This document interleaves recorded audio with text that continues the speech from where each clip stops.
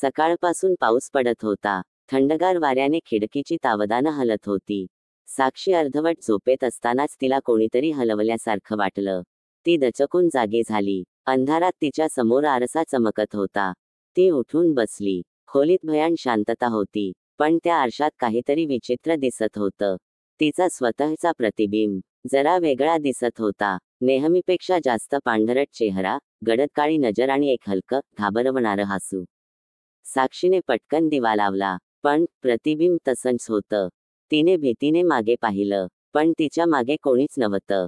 साक्षी एक सायकोलॉजिस्ट होती. लोकांच्या मनातील गुपितं उलगडणं हे तिचं काम. पण गेल्या काही आठवड्यांपासून तिलाच काहीतरी विचित्र जाणवत होतं. एखादं भासमान अस्तित्व तिच्या भोवती फिरतंय असं वाटत होतं. रात्री जेव्हा ती आरशासमोर उभी राहत असे, तेव्हा तिला आपल्या प्रतिबिंबाकडे पाहायला भीती वाटायला लागली होती.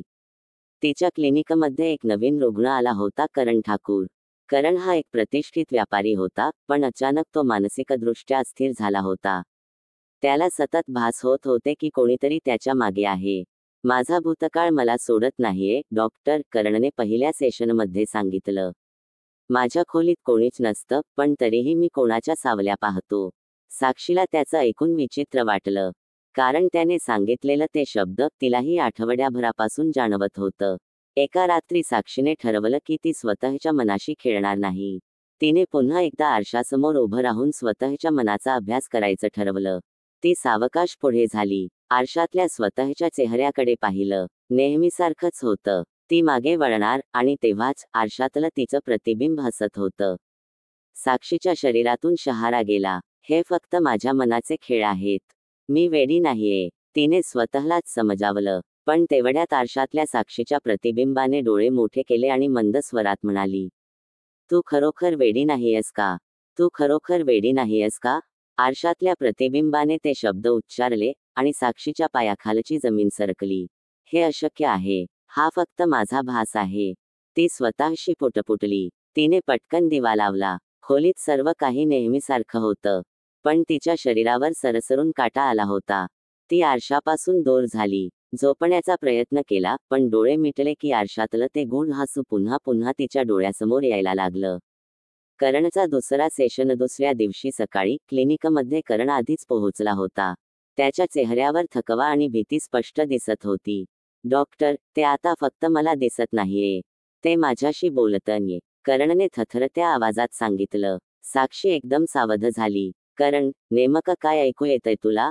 करणने गडबडीने तिच्याकडे पाहिलं आणि म्हणाला, ते मला सांगतंय की मी एक खूप मोठी चूक केलीये, आणि लवकरच मला त्याचा बदला मिळणार आहे. साक्षीच्या मनात वेगवेगळे विचार यायला लागले.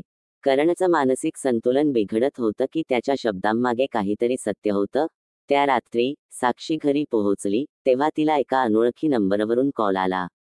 हॅलो, साक्षी. समोरून एक खोल, थंडसर आवाज ऐकू आला.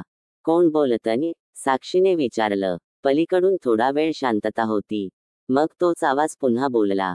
आरशात पाहण्याची गरज नाही, कारण जे शोधतेयस ते आधीच तुझ्या आत आहे. साक्षीच्या हृदयाची धडधड वाढली. कोण आहेस तू? समोरून हलकं हसू ऐकू आलं. आणि नंतर कॉल कट झाला. ती घाबरून उठली. आरशाकडे पाहायचं टाळत खोलीत फेरफटका मारला. पण नकळत तिचं लक्ष आरशावर गेलं आणि तिच्या काळजात धस झालं. आरशात ती उभी होती, पण तिच्या प्रतिबिंबाने तिच्याकडे पाठ फिरवली होती.